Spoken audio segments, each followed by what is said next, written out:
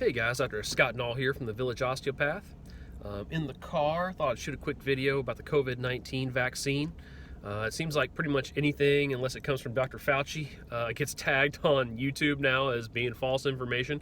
So I'm going to do the best I can to not get it tagged. This is just a little video to describe how the vaccine works, a little bit about some questions I've received from other people, from patients about the vaccine, especially the way that's different than other vaccines, and then also talk about some populations of people who it hasn't been studied on, and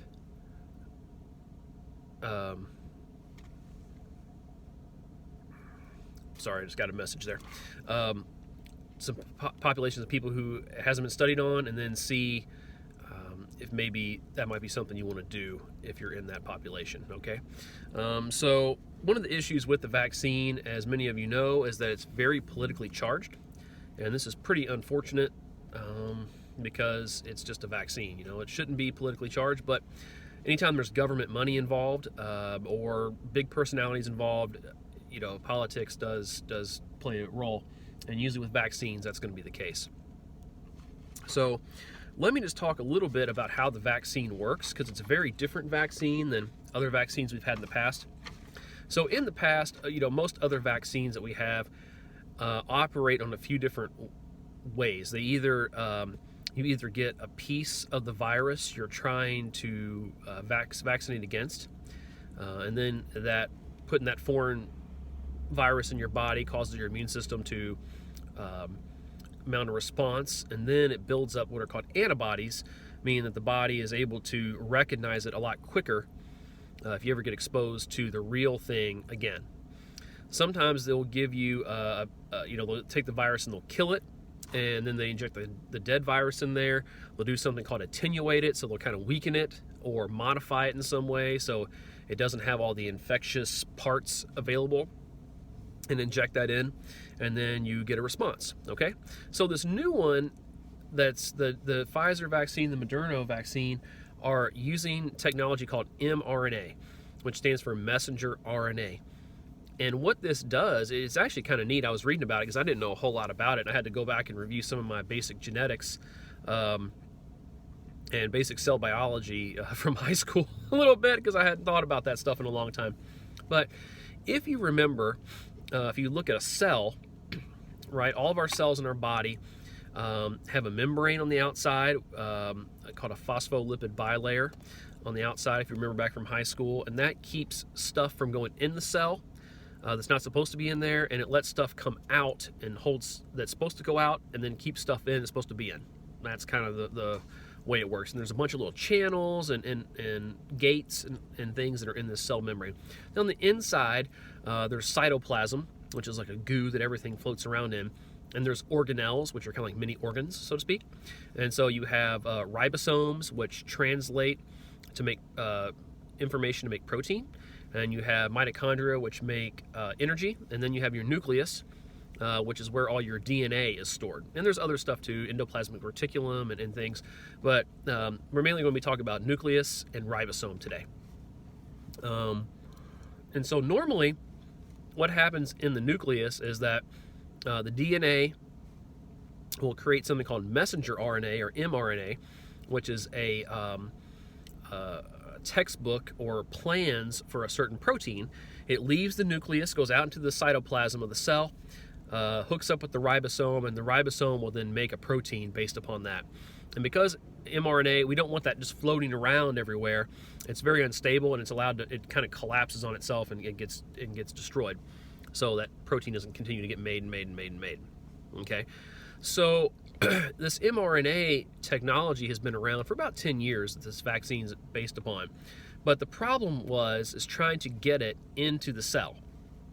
Because usually mRNA is made inside the nucleus and then it's put out into the inside to the outside of the inside of the cytoplasm. So in the cell, but not inside the nucleus. So it's put out of the nucleus into the cytoplasm to make it. So scientists were trying to figure out how to get the vaccine in the bloodstream or in the in the body get it into the cell. And so what they did is they took this mRNA and they encapsulated it in like a nanoparticle of fat. So it's like this little mini lipid fat particle that the mRNA sits in. And then if you guys have seen any pictures of the coronavirus or the COVID-19 virus, you've probably seen like this sphere that has all these little spiky things sticking out of it.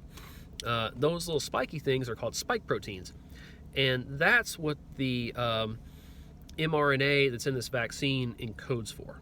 So it's kind of neat. So instead of giving you a live virus, or instead of giving you a dead virus, or instead of giving you a attenuated virus, what they do is they synthesize a little bit of messenger RNA, they encapsulate it in this fat, and they inject it in. And then that mRNA, because it's in that fat, will then bind to your cell membrane. The mRNA will go into the cell, does not go into the nucleus. It goes into the cell and then binds to the ribosome in there. And the ribosome is what normally transcribes or reads the mRNA to make protein. So what they're doing is it's causing your cell to make this spike protein. And so the cells start to produce this spike protein, pumping it out into your system, and the body goes, whoa, what is that? You know, we don't want that. And so it starts to attack that spike protein. So then if you ever were to get infected by the coronavirus, because it has that spike protein on there, and that spike protein is very unique to coronaviruses, then it will be able to mount a very quick response. Okay, so that's how that works. It also causes an immune response by irritating the body. So when you put that nanoparticle of fat in there, the body also recognizes that as being foreign as well. So you get a little bit of a ramp up of the immune response because of that. And also any mRNA that doesn't make it into the cell, it just kind of degrades outside of the cell. That will also get the immune system to ramp up, because that's not supposed to be there either. So it has a multiple different ways of inciting immune response and building immunity to the virus. So that's kind of how it works and how it's different than other vaccines that we've had up until this point. Now, one thing I've heard is that, you know, people were really freaked out a little bit at first because of the speed in which the vaccine was created. You might have heard that President Trump did the Operation Warp Speed to push this through. And, you know, a lot of people who didn't like Trump are like, oh my gosh, I'm not taking this vaccine because Trump made the vaccine. You know, he was in the lab making it, and he was in the factories with a bullhorn and a whip and telling people they didn't get it out, that, you know, he was going to do something bad to them. And so it's been rushed, and this isn't good. And I've also heard a lot of people who like Trump be like, oh, this is the best thing in the world. You know, Trump cleared the regulatory pathways and showed that we can make stuff really fast. And it was made really fast, but I'm getting ready to explain to you how really both sides are really wrong in this case. That, you know, Trump was not making the vaccine. It was not made very quickly and to make it unsafe, and I'll explain that. And he did not clear regulatory pathways to allow it to be made safely. And the reason we have to go through this is because it's the way that all drugs are cleared by the FDA. Okay, so there are what are called preclinical trials. Then there are phased clinical trials, which go 1, 2, 3, and then kind of like post-release trials, or stage 4. Some people call it phase 4. So let's go through that, and then we'll talk about what Operation Warp Speed did to allow this thing to get cranked up so quickly. Okay, so first you have preclinical trials, and preclinical trials are the basic science behind everything. So it's the basic scientists. They're doing stuff in test tubes and on petri dishes and on animals. And what this is they're doing here is just making sure that the vaccine is safe, at least for an animal. And they're trying to figure out how it works and how to package it to deliver it. And it also helps them determine a little bit about how they think it works. And so once that's done, then you're sent into clinical trials. And in clinical trials, there's phase 1, 2, 3. Then you get FDA approval, and then there's 4. So phase one is where you try to establish safety in humans, and you also try to establish dosing. So you try to decide like how much do you need to give to get a response. So in the preclinicals, they know about how much it takes to hurt somebody. So what they'll do is they'll take a rabbit and they'll say, okay, this rabbit weighs 5 pounds, or they'll probably do it in kilograms, but say 5 pounds, and we're going to give it, 10 times the upper limit of normal and see what happens. And so then they kind of decide like, well, you could get this amount and still live. So then they kind of convert that over to humans, and then use the dosing for that's going to be much, much, much, much lower. I mean,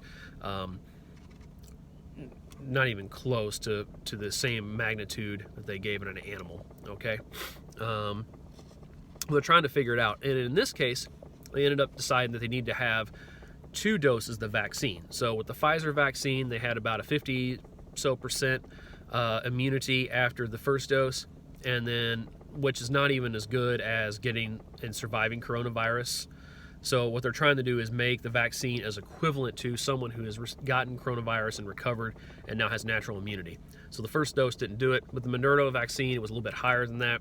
But they decided after this phase 1 clinical trial that 2 doses of the vaccine were going to be needed to get that robust immunity that having the virus and recovering from it would lead to. Okay. Then this is the kicker. Now this is the phase 2. Phase 2 is what Operation Warp Speed allowed drug companies to not do. And so phase 2 is what I call the risk and cost analysis. So what they do is they said, okay, we know about how much we have to give. We know that it's safe, at least in a small amount of people. Let's give it to a few more people and actually make sure that the thing actually works. Okay, so let's make sure that we know that it's responsive and that we know we need to have this much, but let's see if it actually does what it says it's supposed to do. And based upon that, then we can actually pay the big money to do these big clinical trials to assess how it does in large populations, and also to see if there's any side effects that might pop up if you give it to a bunch of people, right? And so a lot of drug companies in this phase 2, it's just their way of kind of covering their shareholders to make sure that if they're going to put this out there, because phase 3 trials are super expensive, that they don't end up losing all this money. So what Operation Warp Speed did is that, hey, drug companies, don't worry about phase 2. If you all screw up and the vaccine doesn't work, we'll buy it anyway. Okay? So as you can see, for those people who thought this was like some big conservative, like, woohoo, we got rid of a bunch of regulation. You really didn't get rid of any regulation at all. All you did was take the financial burden away from the pharmaceutical company and gave it to the taxpayer. Okay, so that's basically all that did. It just said, hey, if you guys screw it up and get it wrong, we'll just go ahead and buy it anyway, and that way you can get it done quicker. So, and for everyone who thought that, yeah, Trump made an unsafe vaccine or what have you, this phase 2 does not really have much to do with safety at all. So there you go. Just kind of come down to the truth there. So safety is fine, and there wasn't really any regulation that was cut to make this thing come out quicker. So there you go. There's all the politics stuff aside. Okay, then you get to phase 3, which is the big trial. That's when you're looking at large populations. What type of effect does it have in large populations? And then then if that looks good, then you get FDA approval, and then it goes to phase 4. And phase 4 is sort of like post-release updates. So the drug companies just keep collecting information.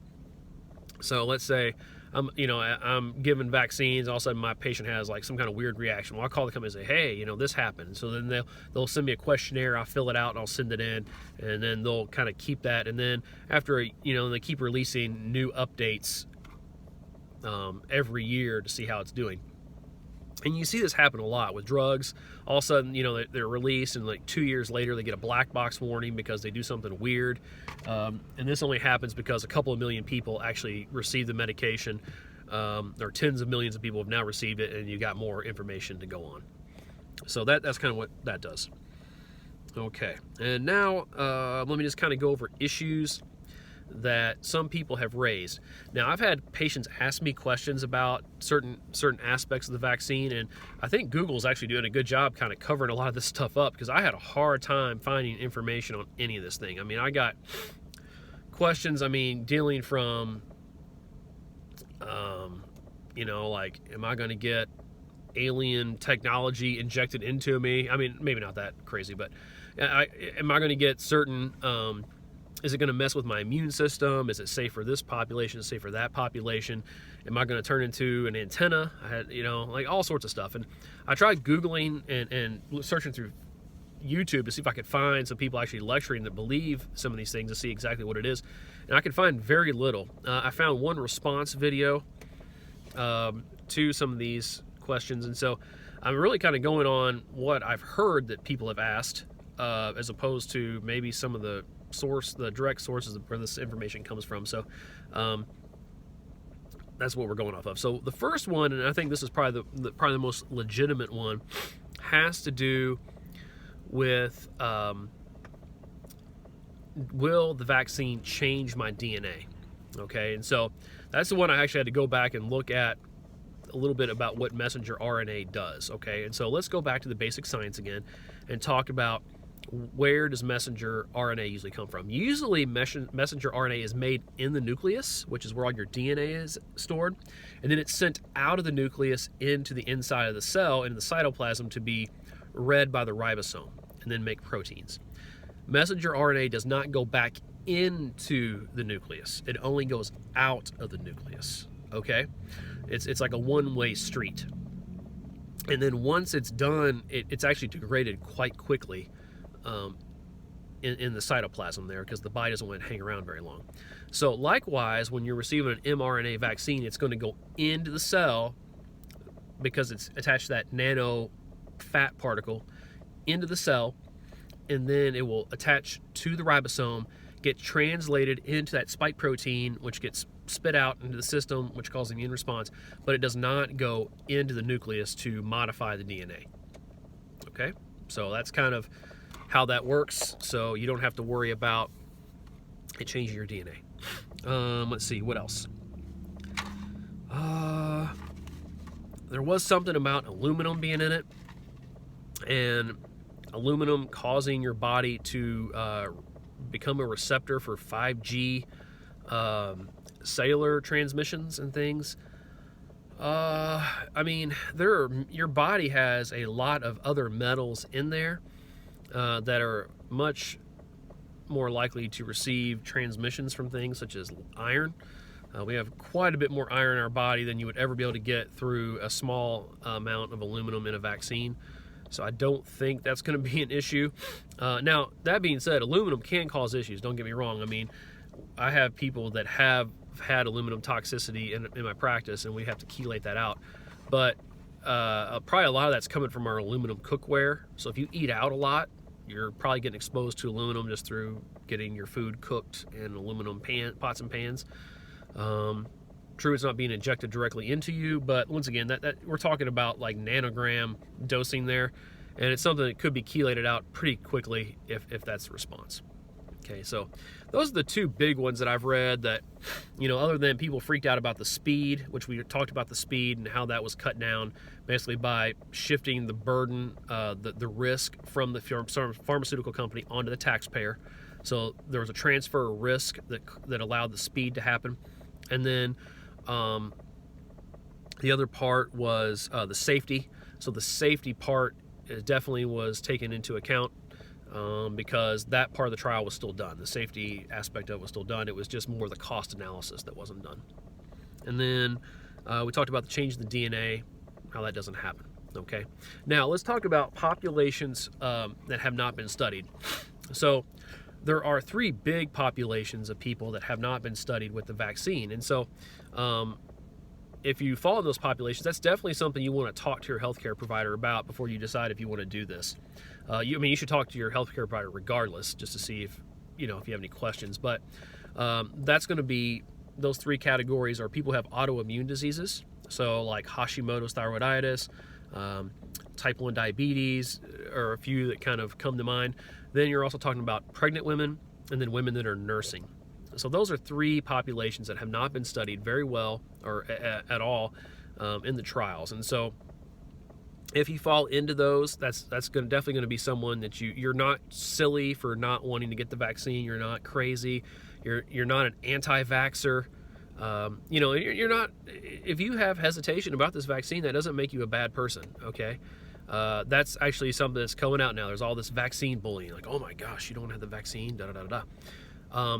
People want to have more information with all the disinformation that's going on and all the the political rubric that's being pushed out there. I can see how people could have some reservations. So don't feel bad. Just try to do your homework. And like I said, if you fall into one of those three categories that really hasn't been studied yet, you might want to wait until more information comes out. That's totally fine. Just continue to use good sanitary measures. Wash your hands. Don't touch your face. If you're running a fever, quarantine yourself for a while, just like you would with any other infectious disease. Okay? So I hope this helped answer some questions. Like I said, I'm not going to go out and say, this is what you have to do. That's totally up to you guys. I just wanted to kind of clear the air, get some information out there, and try to remove some of the